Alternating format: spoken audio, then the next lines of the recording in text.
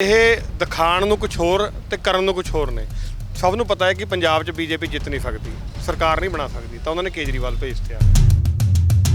ਹੁਣ ਤੱਕ ਪੰਜਾਬ ਦੇ ਇਲੈਕਸ਼ਨ 'ਚ ਇੱਕ ਵਾਰ ਵੀ ਅਰਵਿੰਦ ਕੇਜਰੀਵਾਲ ਦੇ ਮੂੰਹ ਤੋਂ ਮੋਦੀ ਸਾਹਿਬ ਦੀ ਗੱਲ ਤਾਂ ਦੂਰ ਦੀ ਗੱਲ ਹੋਵੇ, ਬੀਜੇਪੀ ਦਾ ਨਾਮ ਵੀ ਨਿਕਲਿਆ। ਇਹੋ ਜਿਹੀ ਸਰਕਾਰ ਦੇਖੀ ਕਿ ਜਿੱਥੇ 70 ਚੋਂ 67 ਸੀਟਾਂ ਹੋਣ ਤੇ ਮੈਂਬਰ ਪਾਰਲੀਮੈਂਟ ਇੱਕ ਵੀ ਨਾ ਹੋਵੇ। ਤਿੰਨੋਂ ਦੀ ਤਿੰਨੋਂ ਮਿਊਨਿਸਪਲ ਕਾਰਪੋਰੇਸ਼ਨ ਬੀਜੇਪੀ ਦੀਆਂ ਹੋਣ, ਆਮ ਆਦਮੀ ਪਾਰਟੀ ਦੀ ਇੱਕ ਵੀ ਨਾ ਹੋਵੇ, ਤੇ ਸਮਝੌਤਾ ਨਹੀਂ ਤਾਂ ਹੋਰ ਕੀ ਹੈ।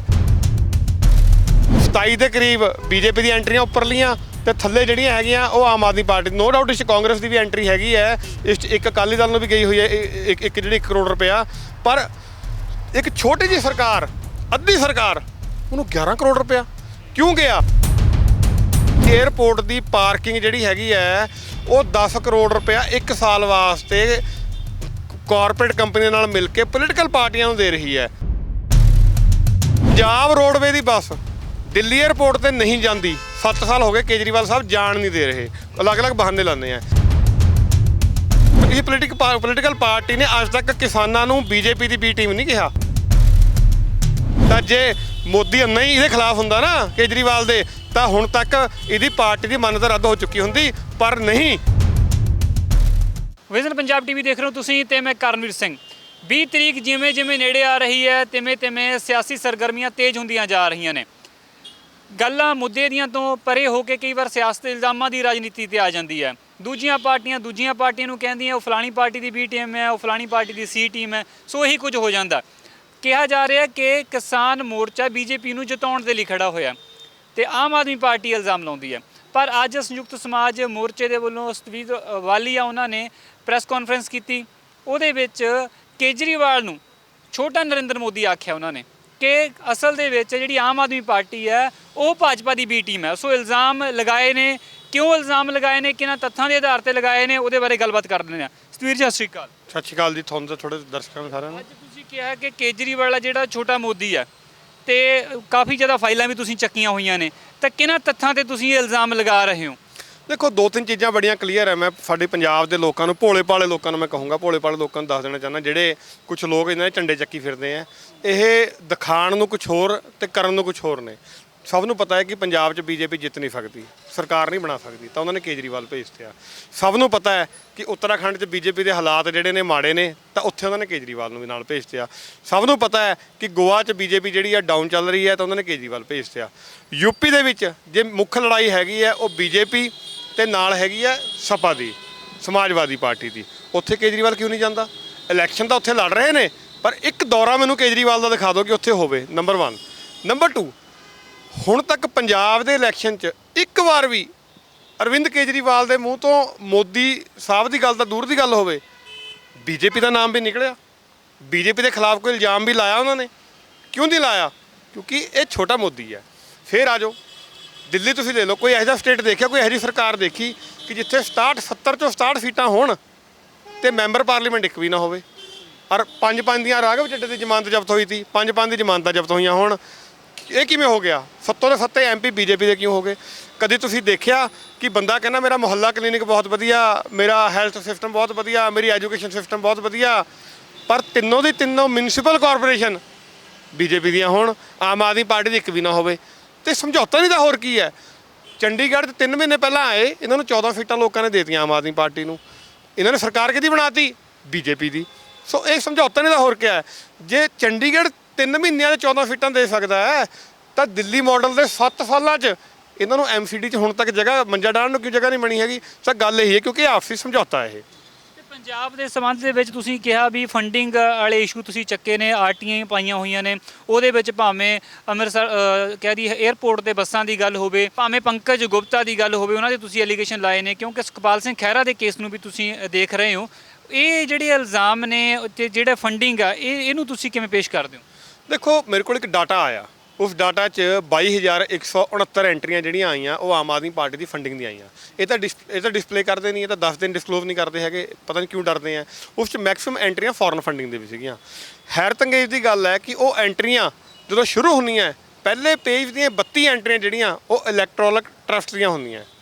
ਉਹ ਟਰਸਟ ਕਿਉਂ? ਕਿਉਂਕਿ ਇੱਕ ਅਮੈਂਡਮੈਂਟ ਹੋਈ ਸੀਗੀ ਇੱਕ ਬਿੱਲ ਆਇਆ ਸੀਗਾ, ਬਾਅਦ ਚ ਅਮੈਂਡਮੈਂਟ ਹੋਈ ਕਿ ਕੋਈ ਵੀ ਫੰਡਿੰਗ ਕਾਰਪੋਰੇਟ ਘਰਾਣਿਆਂ ਤੋਂ, ਪ੍ਰਾਈਵੇਟ ਕੰਪਨੀਆਂ ਤੋਂ ਕੋਈ ਪੋਲੀਟੀਕਲ ਪਾਰਟੀ ਜੇ ਫੰਡਿੰਗ ਲੈਂਦੀ ਹੈ ਤਾਂ ਉਹਨੂੰ ਇਲੈਕਟੋਰਲ ਟਰਸਟ ਦੇ ਰੂਪ 'ਚ ਬਣਾ ਕੇ ਫੰਡਿੰਗ ਦੇਣੀ ਪਏਗੀ ਤੇ ਉਹਨੂੰ ਇਲੈਕਸ਼ਨ ਕਮਿਸ਼ਨ ਨੂੰ ਸਬਮਿਟ ਕਰਨਾ ਪਏਗਾ। ਤਾਂ ਮੈਂ ਨੰਬਰ ਆਫ ਐਂਟਰੀਆਂ ਜਿਹੜੀਆਂ ਹੈਗੀਆਂ ਉਹ ਲੈ ਕੇ ਆਂਦੀਆਂ ਤੇ ਉਹ ਇਲੈਕਟੋਰਲ ਜਿਹੜਾ ਟਰਸਟ ਹੈਗਾ, ਪ੍ਰੂਡੈਂਟ ਇਲੈਕਟੋਰਲ ਟਰਸਟ ਹੈਗਾ, 2019-20 ਦੀ ਐਂਟਰੀਆਂ, 2020-21 ਦੀ ਐਂਟਰੀਆਂ ਨੇ ਇਸ 'ਚ। ਤੇ ਉਹ ਐਂਟਰੀਆਂ ਦੇ ਵਿੱਚ ਸਾਫ਼ ਨਜ਼ਰ ਆਉਂਦਾ ਹੈ ਕਿ ਆਮ ਆਦਮੀ ਪਾਰਟੀ ਨੂੰ 11 ਕਰੋੜ ਸਮਥਿੰਗ ਦੀ ਐਂਟਰੀ ਜਿਹੜੀ ਹੈਗੀ ਆ, 11 ਕਰੋੜ ਸਮਥਿੰਗ ਦੀ ਐਂਟਰੀਆਂ ਜਿਹੜੀਆਂ ਆਮ ਆਦਮੀ ਪਾਰਟੀ ਨੂੰ ਹੋਈਆਂ।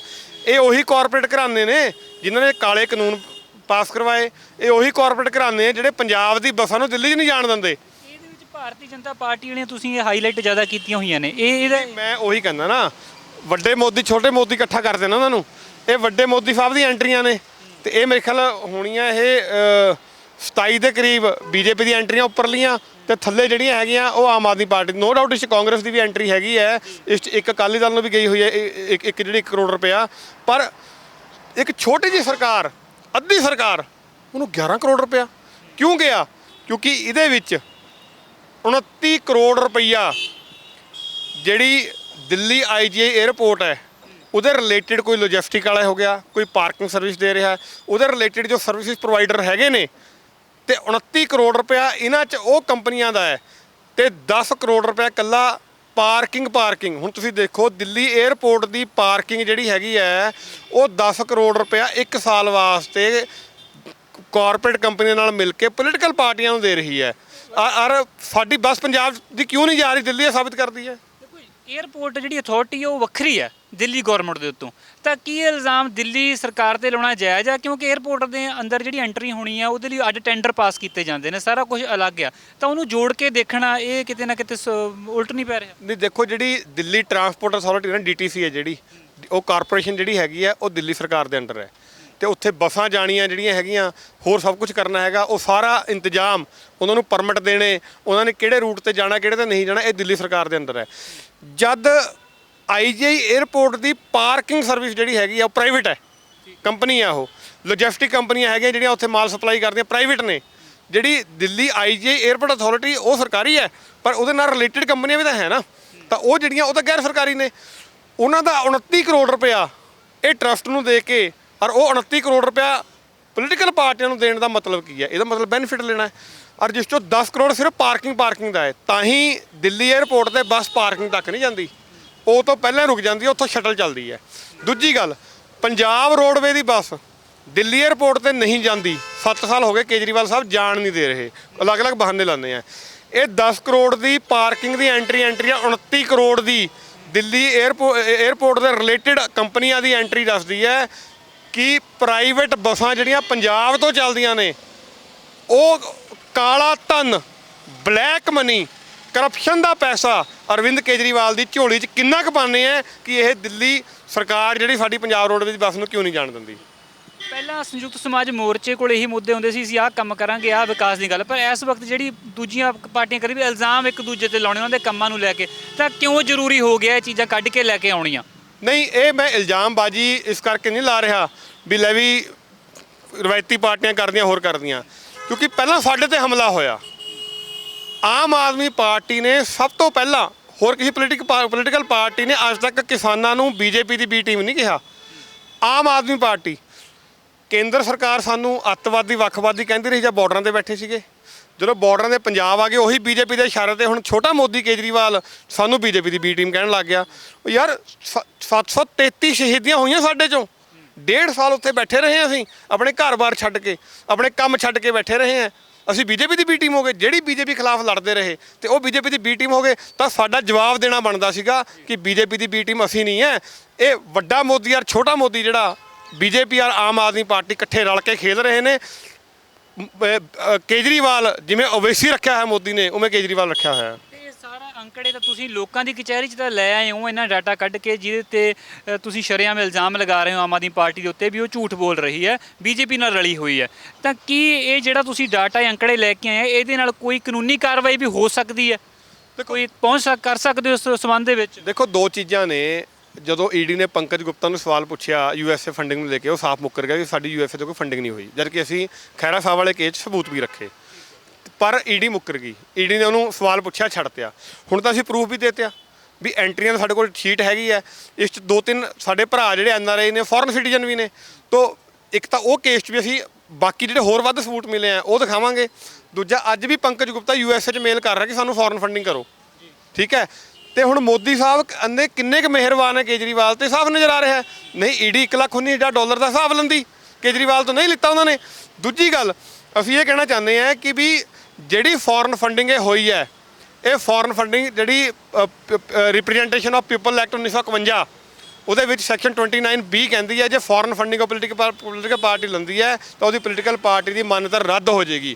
ਤੇ ਮੋਦੀ ਸਾਹਿਬ ਜੇ ਇੰਨਾ ਖਿਲਾਫ ਹੁੰਦੇ, ਕੇਜਰੀ ਜਿਵੇਂ ਬਾਰ-ਬਾਰ ਰੋਂਦਾ ਨਾ ਕਿ ਮੋਦੀ ਮੈਨੂੰ ਤੰਗ ਕਰਦਾ ਹੈ, BJP ਮੇਰੇ ਖਿਲਾਫ ਹੈ, BJP ਮੈਨੂੰ ਐਂ ਕਰਦੀ ਹੈ, BJP ਮੈਨੂੰ ਉਹ ਕਰਦੀ ਹੈ, ਮੈਨੂੰ IB ਭੇਜਦੀ ਹੈ, ED ਭੇਜਦੀ ਹੈ, ਤਾਂ ਜੇ ਮੋਦੀ ਇੰਨਾ ਹੀ ਇਹਦੇ ਖਿਲਾਫ ਹੁੰਦਾ ਨਾ ਕੇਜਰੀਵਾਲ ਦੇ, ਤਾਂ ਹੁਣ ਤੱਕ ਇਹਦੀ ਪਾਰਟੀ ਦੀ ਮਾਨਤਾ ਰੱਦ ਹੋ ਚੁੱਕੀ ਹੁੰਦੀ। ਪਰ ਨਹੀਂ, ਇਹ ਦੋਨੋਂ ਮਿਲ ਕੇ ਖੇਲਦੇ ਆ। ਸ਼ੁਕਰੀਆ, ਥੈਂਕ ਯੂ। ਸੋ ਗੱਲਬਾਤ ਕੀਤੀ ਸਤਵੀਰ ਬਾਲੀਆ ਉਹਨਾਂ ਦੇ ਨਾਲ। ਕਾਫੀ ਅੰਕੜੇ ਉਹ ਇਸ ਵਕਤ ਚੱਕੀ ਫਿਰਦੇ ਨੇ RT ਦੇ ਰਾਹੀਂ ਜੋ ਉਹਨਾਂ ਨੇ ਹਾਸਲ ਕੀਤੇ ਨੇ। ਸੋ ਸਿੱਧਾ ਇਲਜ਼ਾਮ ਆਮ ਆਦਮੀ ਪਾਰਟੀ ਦੇ ਉੱਤੇ ਹੈ ਕਿ ਉਹ ਭਾਜਪਾ ਦੇ ਨਾਲ ਰਲੀ ਹੋਈ ਹੈ। ਫੰਡਿੰਗ ਦੀ ਗੱਲ ਖਾਸ ਤੌਰ ਤੇ ਉੱਭਰ ਕੇ ਸਾਹਮਣੇ ਆਈ ਹੈ। ਕਾਫੀ ਵੱਡੀ ਲਿਸਟ ਇਹਨਾਂ ਨੇ ਦਿਖਾਈ ਹੈ ਜਿਹਦੇ ਵਿੱਚ BJP ਆਮ ਆਦਮੀ ਪਾਰਟੀ ਨੂੰ ਵਿਦੇਸ਼ਾਂ ਤੋਂ ਫੰਡਿੰਗ ਹੋ ਰਹੀ ਹੈ। ਭਾਵੇਂ ਕਿ ਦੂਜੇ ਪਾਸੇ ਆਮ ਆਦਮੀ ਪਾਰਟੀ ਦੇ ਕੀ ਆਗੂ ਨੇ ਇਲਜ਼ਾਮ ਲਗਾਏ ਸਨ ਕਿ ਕਿਸਾਨ ਮੋਰਚਾ BJP ਨੂੰ ਫਾਇਦਾ ਹੋਣ ਦੇ ਲਈ ਪੰਜਾਬ ਦੇ ਵਿੱਚ ਸਿਆਸਤ ਵਿੱਚ ਆਇਆ, ਤਾਂ ਜਿਸ ਦੀ ਵਜ੍ਹਾ ਕਰਕੇ ਹੁਣ ਸੰਯੁਕਤ ਕਿਸਾਨ ਮੋਰਚੇ ਦੇ ਵੱਲੋਂ ਵੀ ਇਹ ਇਲਜ਼ਾਮ ਨੇ ਜਿਹੜੇ ਉਹ ਆਮ ਆਦਮੀ ਪਾਰਟੀ ਤੇ ਲਗਾਏ ਜਾ ਰਹੇ ਨੇ।